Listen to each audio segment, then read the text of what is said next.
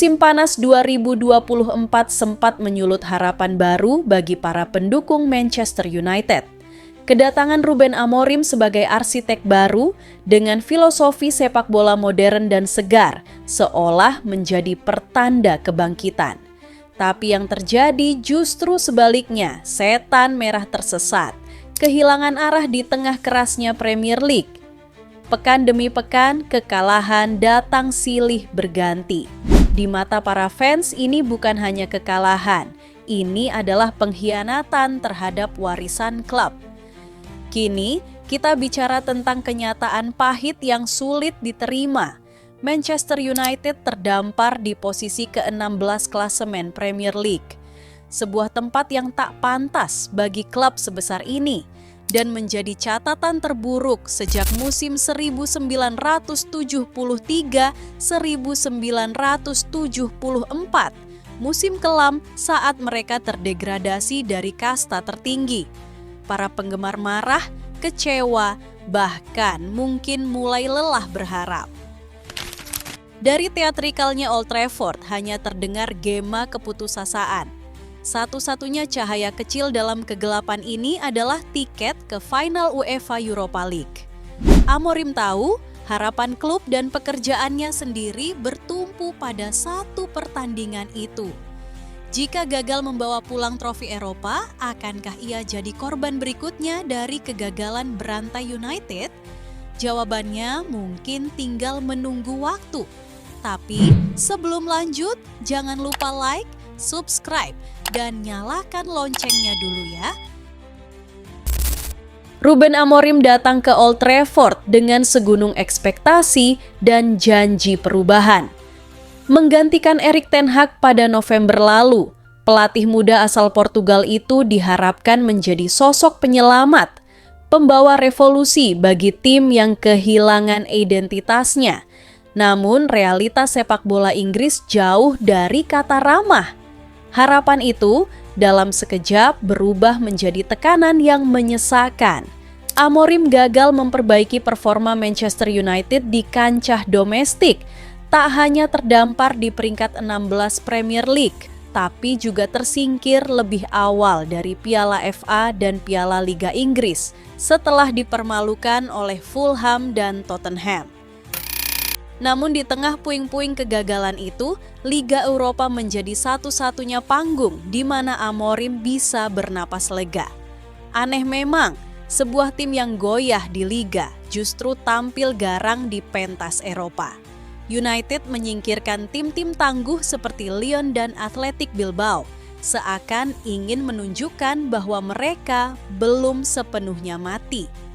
Di final nanti, mereka akan bertemu kembali dengan Tottenham, tim yang sebelumnya menghantam mereka di Piala Liga. Kali ini bukan sekadar laga, melainkan pertaruhan harga diri, masa depan klub, dan mungkin karier Amorim itu sendiri. Menariknya, menurut laporan The Guardian, manajemen United dikabarkan tetap mempercayai Amorim apapun hasil final tersebut. Mereka menilai pria berusia 39 tahun itu layak mendapat kesempatan menjalani jendela transfer musim panas dan membentuk tim sesuai visinya. Tapi realitas di lapangan tak selalu selaras dengan narasi dari ruang rapat. Setelah dipermalukan West Ham, Amorim mengirim pesan tegas kepada Sir Jim Ratcliffe, sosok kuat di balik kendali klub, dengan kalimat yang menggema, "Kita harus benar-benar kuat di musim panas. Kita harus berani." Sebelum laga final yang bisa menentukan arah sejarah Manchester United selanjutnya, Amorim dan pasukannya masih harus menjalani satu tantangan terakhir di Liga, bertandang ke Stamford Bridge menghadapi Chelsea Sabtu 17 Mei 2025. Laga ini bukan sekadar formalitas, ini adalah pemanasan terakhir, atau justru bisa menjadi pemakaman prematur atas harapan yang tersisa.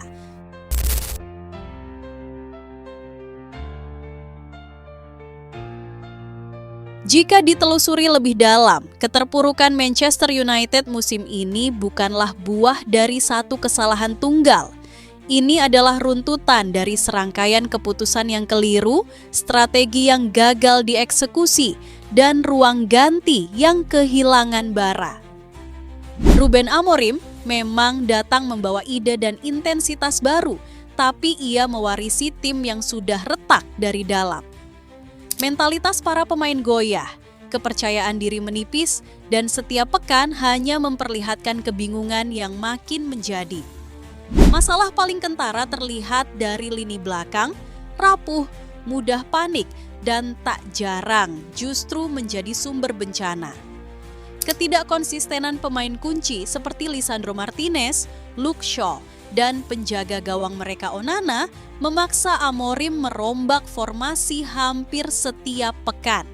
Tak ada kestabilan, tak ada kohesi. Barisan pertahanan yang semestinya menjadi tembok terakhir justru jadi titik rawan yang terus dieksploitasi lawan. Laga demi laga berakhir dengan gol-gol konyol dan angka-angka di klasemen makin menyakitkan untuk dilihat. Di lini tengah, ketimpangan semakin mencolok. Bruno Fernandes terkadang tampil seperti satu-satunya pemain yang ingin menang, dikelilingi oleh rekan-rekan yang tampil setengah hati. Casemiro tampak menua dalam semalam, dari gelandang elit menjadi beban yang tertinggal oleh tempo Premier League. Sementara lini depan terputus. Tidak ada koneksi, tidak ada kreativitas, dan tidak ada ketajaman yang bisa diandalkan. Kekacauan tak hanya terjadi di atas lapangan. Di balik layar, kurangnya komunikasi antara manajemen dan staf pelatih memperumit segalanya. Sir Jim Ratcliffe mungkin membawa harapan baru dengan visinya, tapi saat ini proyek itu masih kabur, tak punya bentuk yang jelas. Amorim pun seperti seorang jenderal yang dikirim berperang tanpa peta dan tanpa bala bantuan. Dan waktu terus berjalan, kejam tanpa ampun, seperti mata publik yang terus menatap, menanti. Apakah United benar-benar sudah jatuh terlalu dalam? Dengan segala kekacauan yang terjadi di atas lapangan, pertanyaan besar kini menggelayuti langit Old Trafford. Kemana sebenarnya arah proyek ini? Apakah Manchester United sedang membangun ulang dengan fondasi yang benar, atau hanya menambal lubang di kapal yang perlahan tenggelam? Ruben Amorim dengan segala kekurangannya masih terlalu dini untuk dihakimi sepenuhnya. Tapi publik tak sabar dan waktu di Premier League sangat kejam bagi mereka yang gagal memberi hasil instan. Sir Jim Ratcliffe dan Ineos membawa janji revolusi struktural, menata ulang sistem rekrutmen, membangun kembali akademi, dan memperbaiki budaya kerja di dalam klub. Tapi sejauh ini, yang terlihat hanyalah ketidakseimbangan antara ambisi dan eksekusi. Setiap keputusan tampak seperti reaksi, bukan perencanaan. Klub yang dulu menjadi simbol kejayaan dan kestabilan kini justru berjalan seperti eksperimen tanpa arah. Dan disinilah letak ironi terbesar dari semua ini. Manchester United tak sedang kekurangan uang, kekurangan fans, atau kekurangan sejarah. Mereka hanya kekurangan satu hal yang paling mendasar, identitas. Di tengah dunia sepak bola modern yang semakin bising dan kompetitif, identitas adalah kompas. Tanpa itu, bahkan klub sebesar Manchester United bisa tersesat dan terseret semakin jauh ke dalam jurang ketidakjelasan. Karena hari ini, yang paling menakutkan bukanlah melihat Manchester United kalah, tapi melihat Manchester United yang kita kenal menghilang.